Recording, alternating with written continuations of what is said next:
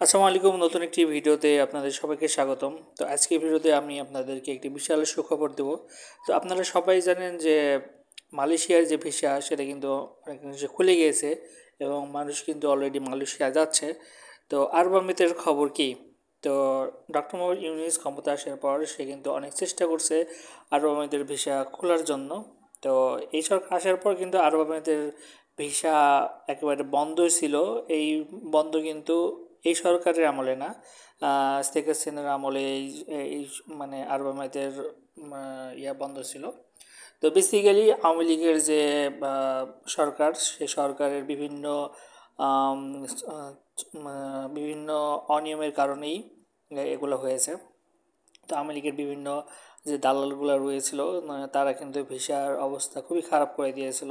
ইলিগেলভাবে মানুষকে নিয়ে যায়, মিথ্যা তথ্য দিয়ে মানুষকে নিয়ে গিয়ে। তো সেই ব্যবস্থা কাটিয়ে সুন্দর একটি প্রসেসিং করার চেষ্টা করছে ডক্টর মোহাম্মদ ইউনূস। তো এই মাসের শেষেই ভিসা খুলে যাবে। ধন্যবাদ।